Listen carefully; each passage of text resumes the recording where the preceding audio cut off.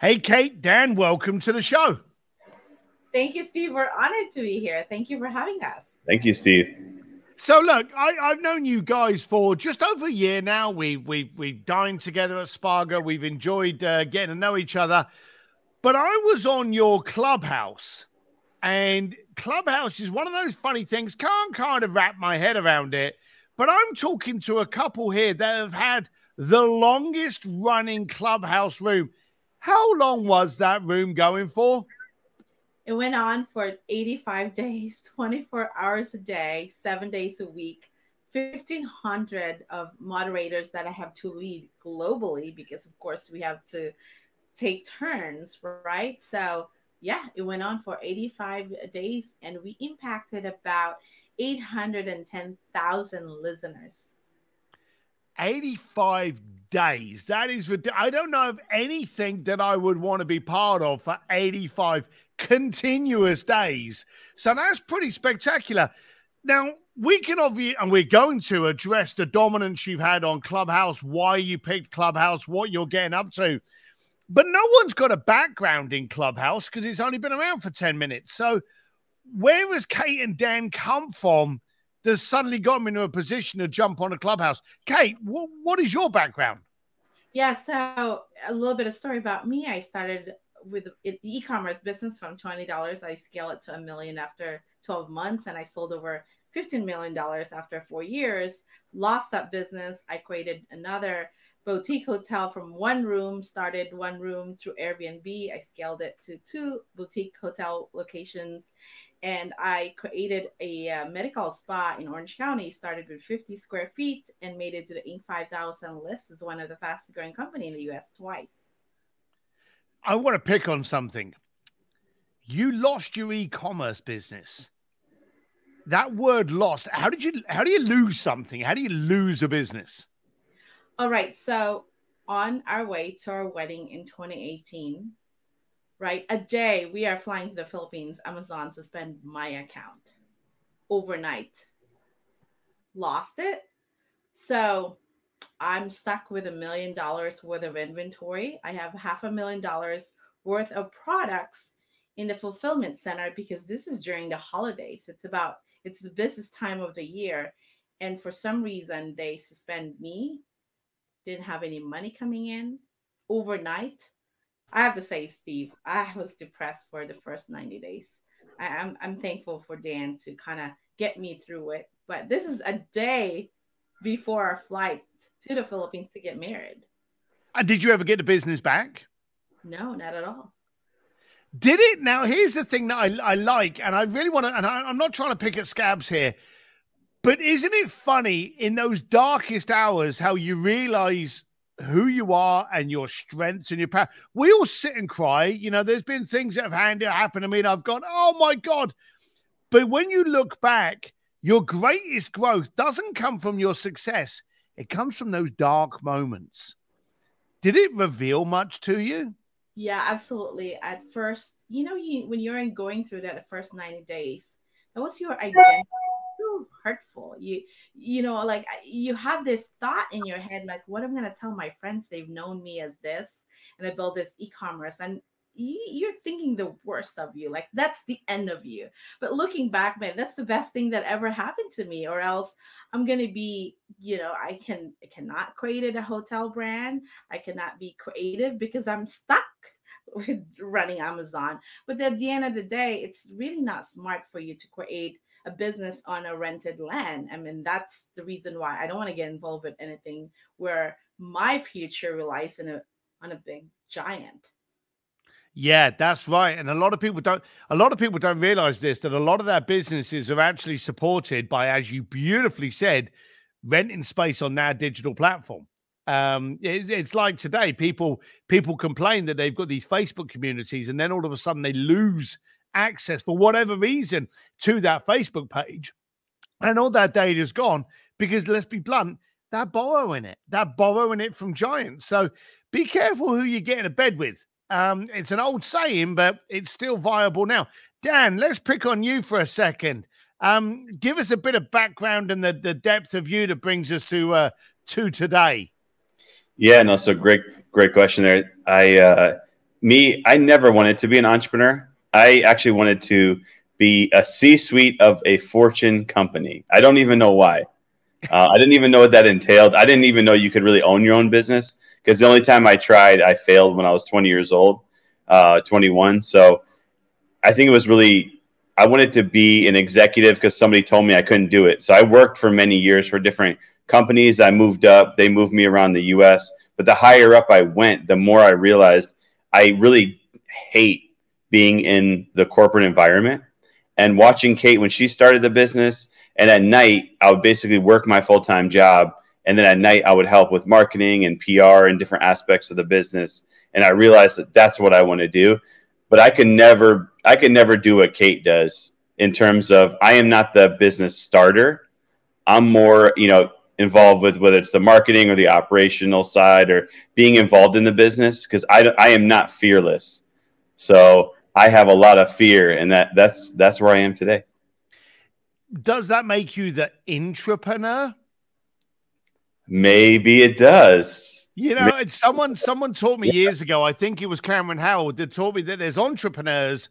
Those are the ones that have the vision. The intrapreneur are the ones that actually turns it into, fruitful businesses. So an entrepreneur, while gets a lot of the credit for having all of this vision and this spark and this passion, if they've got no mechanics behind them, it's a great talk, because the bad thing about entrepreneurs is we also get bored once we've come up with the idea. It needs the entrepreneur that actually puts power, strategy, structure behind it to actually, take it to a fulfillable business and a scalable business. Someone told me that person is the intrapreneur that's necessary. So how did you two collide? Well, we made sure, we're married, and obviously. Yeah, but how did that happen? That's what I mean. How did you two actually get into the same space? Yeah, so Dan handles all the PR and marketing. That's how we divide our tasks when it comes to nope, PR. Not the question. How did you two meet? Oh, I'm so sorry. Yeah, so to be honest, Steve, I met him 15 years ago. I paid my cell phone. He works for T-Mobile, and I work at Macy's. That's how we met.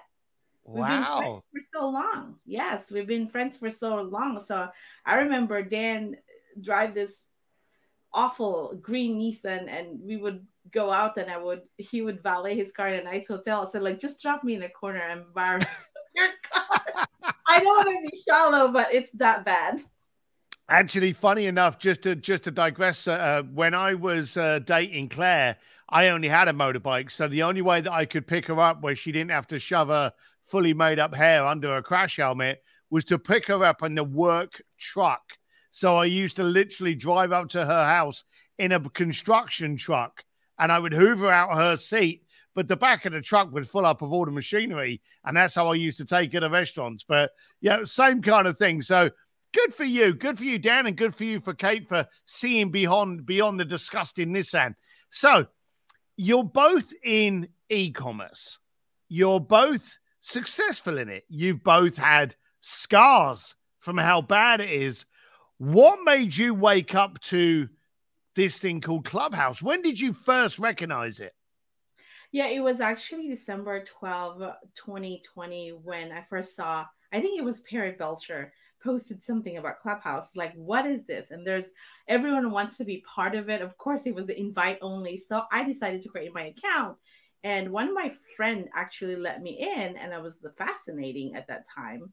At first, it was all music room, all DJs, and it's very interesting. I think out of curiosity, that drives me to Clubhouse. That was my experience. And did you jump on at the same time, Dan? Yeah, I think this the thing is, when Kate sees something, she's really good about seeing something before it really happens. I don't think she understands how much she analyzes. And so when she talked about it, I thought, okay, if Kate's talking about this and this seems to be something that she wants to put her time into, because she's very, time is very valuable, I thought, hey, we got to get in this. Plus, at the time, we were actually working on building a funnel. The first time we never had funnels or anything. And we were working on building out a funnel. And we thought, maybe there's somebody in here that could teach us how to build a funnel. That was actually the reason why we joined Clubhouse. We want to learn how to build a funnel. And that's fantastic. A lot of entrepreneurs do stuff to solve someone else's problems or get involved in something to find a solution for themselves. So I'm loving the way that you are just validating the traits of an entrepreneur. So you jump into this Clubhouse, you get an account, you get let in. What was the catalyst that made you think, hey, let's make a huge community here. Let's build something massive, because that takes effort, that takes focus and drive. And you built one of the largest, and I think, is it still the longest, or has someone beat you? It's the longest. I think it's right. So you've still got that record. That takes effort and energy, because while you're the instigator, you've got to get enough people to drink the Kool-Aid to be part of continuing that 85 days. So when did you wake up and realize, all right, this is what we're going to do. We're going to do this. And then what happened behind it to actually fulfill it? Yeah, so I've heard it from one of the rooms that 12 days was the longest running room. So it was Christmas Day, Steve, when everything was shut down. We have nothing else to do. I told Dan, what are we going to do Christmas Day? There's nothing else to do. We can't go out. I said, why don't we open a Clubhouse room? So I started opening a room 9 a.m. And the title is What It Takes to Run a $1 Million Business. Because then I know I have a lot of friends that can talk about it. And I have 200 people join the room. I was like, what the heck? And it just went on. And all of a sudden, every single, like you, Per Belcher, Ron Fraser, all the big marketing guys were there helping, because I think what works is we're very clear with our why. The reason why we're doing this. I was very clear about it, that we wanted to inspire 100 million entrepreneurs. And so people were just asking questions, and that makes that room sustainable. And a lot of successful entrepreneur willing to help, because we have more time. We're on lockdown. What else are we going to do? It was kind of an entertainment and kind of giving back as well. And did it at any point kind of like amaze you, especially when you got past the 12 days and on the 15th and maybe the 20th, did you kind of ever wake up going, how the hell is this continuing? For sure. I have no clue, but people were really bought into that mission that keeps it really sustainable. But I was doing the back channel. I didn't even have time to talk or to mingle, Steve. I was more behind the scene. Okay, you're so boring. Hurry up. Like, it was like a live conference, because at the end of the day, you're dealing with different personality. You have Ty Lopez wanted to speak for 30 minutes. How are you going to diffuse the situation when you want to make sure that everyone's engaging during that time? So you kind of control, no one's taking over the room. And it was kind of fun and exciting. And I was fascinated by it. I still can't believe to this day how that happens. Well, one of the reasons it happened is quite simply because of what you just said. You had clarity of message. People were in that Clubhouse for one simple reason. They wanted to know how to run a successful business. Anyone that had a successful business, you were now providing them a free platform to discuss it. So your Rolands, your Perrys, your Tays, they were on there. They had a platform to be able to show themselves off. But you were very aware that this was something that needed to be worked. It wasn't a field of dreams, build it and they will come. You had to get behind it. How did you capture all of the data of the people that turned up so you could then instigate other rooms and, as you are now, other projects outside of Clubhouse? How did you gain all that data and get people to follow and be part of your sandpit? Yeah, absolutely. It took a while for DireCon. I think that's the data place where we collected how many people were listening in the audience, and they averaged about 20 minutes for every, the listening time is about 20 minutes. Dan, is that correct? Dan is checking that out, but definitely as soon as we have that data, and in the beginning, we can't capture that information because it was so new. It was chaotic. But I have to say, Damon John was so impressed with how organized our rooms. It was well run. No one's talking on top of each other. It's like a really live South by Southwest. And I was doing the SOP in Excel, Google Sheets. We have scripts and who's running the room. We're taking over. Like we all have, it's like a whole staffing agency for 24 hours.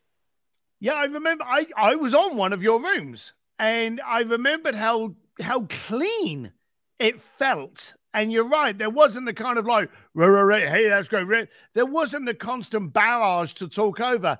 It actually runs seamlessly and it ran well. So you put a lot of effort into it. When you were doing it so young, were you able to kind of like get the emails and the people that were on? How did you grab that data to build up your database?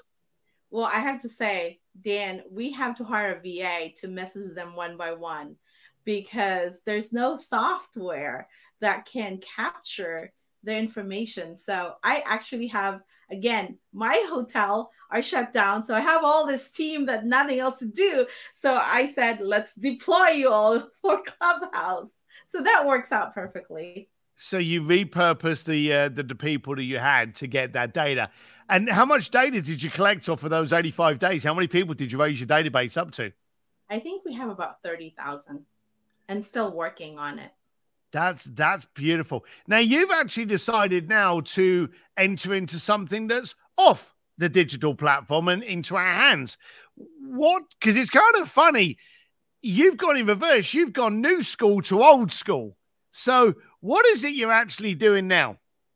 So it's crazy. We're into the future of social audio app, and now we're going back to TV and a book, right? Yeah. Fascinating. But I think the connection part of it, yeah, the book is just a utility, but it's all about putting people together. I think that's one of my favorite things, like building community and connecting people together. And so we're launching a book where we're doing TV shows to highlighting entrepreneurs, which again, it ties into our why to inspire and elevate people and inspire 100 million entrepreneurs in the world. So everything what we do is aligned with our life's mission. Now I'm loving the mission and I'm loving the clarity on the mission, but the thing that I'm trying to argue here, or trying to define, I should say, is that you recognize the power of TV and books. There's a lot of people out there that now they've got their own little digital platform. They're like, books, you know, that's old school. No one reads books anymore. They listen to podcasts. But you've turned your energy onto it. You've actually now focused on this TV show and on a book because you still think it's got momentum and there's still meat on those bones. Why haven't you run away from it and gone for digital platforms? I could understand you going, nope, we're all digital, we're Kindle only, or we're audiobook. But you've gone old school rules. You've actually focused on producing a book. Why? Yeah, maybe we can add to that too. I think of it like NFT, I think, showed that people actually like art. I think people could say that art was kind of dead, right? Physical art. When's the last time you saw anyone going to a physical art show? It wasn't really happening. All of a sudden, this one thing comes out. I think history repeats itself where, for example, like the TV show, it's getting to an audience that maybe isn't on the digital yet, but it's more than just the audience. It's also the ability to say that you are in something, that you have more content for your social. As you know, you need content for your digital space. So the TV show is not really about being on TV. It's having the content of you being on TV to then use in your digital space. I think the book is also similar, right? It's having like Kate said, the book is a utility piece to then bring across, as you know, PR and media and personal brand. It's so important. And these things separate you. They elevate you. They do more things because, like you mentioned, anyone could go open up a page on TikTok, or anyone could go into Clubhouse now. But how many people do you know that are on TV or that are in a book with all these other incredible people, right? I think as things become more and more easily available, I think people are looking for ways to separate themselves. And it's funny that they're separating themselves by going back to the originals. You know, there's a lot of people out there that say radio's dead, TV's dead, books are dead. I'm glad you gave us the answer you did, because they're not dead. They're just another area. They're another element. They're another platform. And when used collectively, which is what Kate's saying, uniformly to spread the same message across multiple platforms, you saturate your brand out there. And it's in essence, as you were saying, Kate, by renting somebody else's platform, you can be an absolute megadon on Clubhouse. But if they accidentally flick the switch, you're done. You're out. You can't. Who the hell do you phone up at Twitter and go, I want my account? There's no one that ever answers that call. So you've got to be important about grabbing your own data, but also being able to show up on different platforms. And I applaud you for doing that. When's the book come out? I believe it's pretty early stages, isn't it?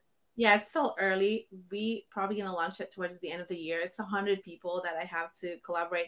And, you know, I'm out for a challenge, Steve. I don't think anyone have done 85 days of marathon.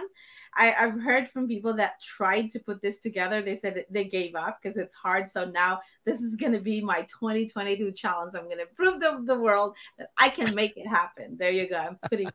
Well, my money's on you there. And so the concept of the book is to get 100 entrepreneurs dropping their wisdom and their nuggets in one single book. Is that correct? Absolutely. Yes, that's correct. Have you got any of the people that you can name that are already in there? Yeah, so we have Joe Foster, from the founder of Reebok.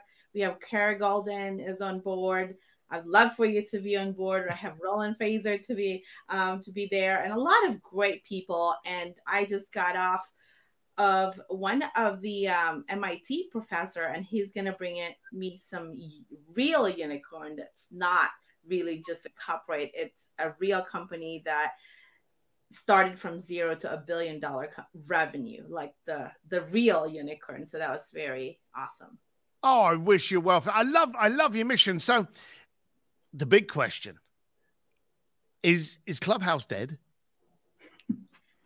I don't think any platform is dead. You just need to learn how to use it. But I think the key here is if you build a community and a following and a raving fan that embrace you, there's no such thing as dead. No, it's like Facebook. We've talked to some people recently, like Facebook is dead. I'm like, there's 3 billion people. Like, it may be dead in the state that you live in, or maybe even the country, but there's many hundreds of other countries around the world where they're incredible. So I think people sometimes get siloed to maybe the people they hang around with or the place that they live in, where we're always trying to think global, right? How can you reach people from all around the world? And Facebook might be the best place. So I love that question, because we get that question a lot about Clubhouse being dead. Yeah, no, it's ridiculous. People are always looking at, there seems to be a drive for people to put the nail in the coffin of something and to go, oh, that's not relevant anymore. I've got a young son. And you bring up an actor or an actress or singer, and they're not relevant anymore. What does that mean? Does that not mean if the classic one is John Travolta? John Travolta was Saturday Night Dancing, all right? Nothing, and then Pulp Fiction. And bang, suddenly became one of the most cultural icons of our lifetime. It goes around. So we may find that, like TikTok may go quiet, Clubhouse may come back again. But the one thing that I love of what you're saying about here, and you're using it with your TV and your books, is get on them all. So that when the voice goes quiet in TikTok, hey, they'll be listening to you on Clubhouse. They'll be listening to you on Twitter. They'll be listening to you on LinkedIn. Now, is there another rival for Clubhouse coming? There's so many. There's Fireside Chat, there's Wisdom, but I think it's just a lot of, I don't know what's the future of audio app. It seems like Green Room tried it and Clubhouse people ruined it for everybody. So it's kind of fascinating. But again, I think if you go from one app to another, you have to be very clear with your intention, and you're going to succeed if you have a community behind you. I think that a lot of people that are complaining about it, they just go there one time and not really look what's out there. Yeah. Well, interestingly enough, yesterday I was talking to someone and they said, I built this really large following on Clubhouse, but I didn't think about building a community. And I thought that was fascinating because they said I focused on building. They have, I don't even know, maybe let's say 100,000 followers. They focused on building their own following. The issue is, like, to your point, then you're just really looking from, you're going to go from one to the other. But when you're building the community, it doesn't matter if you have 2 followers. If you have a community of 80,000 people that rally around to your mission, like you said, Steve, then every platform is valuable. But I think what Kate mentioned is it's not always been the focus. The focus has normally been building up your own personal following, where now I think things are really changing and people are seeing the value in actually building up the community around you is your most valuable long-term asset. Yeah, a lot of people got it wrong. I saw it early January. It's not about following. I actually have 20,000 followers in my other account. A lot of people have 200, 3 million, but when they open a room, they have 5 people. So what is the point, right? So at the end of the day, I have a back channel of good people that's going to be there, support you, and it's a win-win economy that works. That's beautiful. I love that you're drawing the attention to the community. The whole for philosophy is pretty pathetic, but a community will stick with you. A community will shout your voice and they will hold you up when you get tired. Look at it that way. You had that thing going for 85 days. There were days that you were sleeping. I would imagine a couple, not many, but you were sleeping at some of those points. And these people were actually supporting your dream, your room. So I love the fact that you're going in with the community. Are you still doing them? Where can people find you? Yeah, we do open like very strategic room, like Friday, our metaverse room. I think we opened last week. Last week we have like 8,000 people about metaverse. It's fascinating. So again, new stuff, and we love learning. I'm forever a student, right? So we do open rooms every Friday and Thursday. All right, okay. So, and they can find out about your rooms if they just follow Kate Hancock and Daniel Robbins on Clubhouse. Is that correct? Yes, on Clubhouse or Instagram. If you go to official Kate Hancock or go to katehancock.com. And they will get an alert that you've just opened up the room so then they can jump in, correct? Absolutely, yes. That's absolutely fantastic. And the name of the book, have you got a name for it yet? Yeah, we have the name of the book. It's the top 100 most influential entrepreneurs in the world. That's a pretty tasty little title there. I love that. All right, you two have been fantastic. We're going to put links in the following show notes so people can find out where to follow you, emulate you, repeat you, because basically I love the way you're doing it. And let's be serious, we need more communities. We don't want any more followers. We want communities. We want conversations. So Kate, Dan, thank you very much for being part of this podcast. And thank you very much for shining on the community. Thank you so much. Thanks, Steve.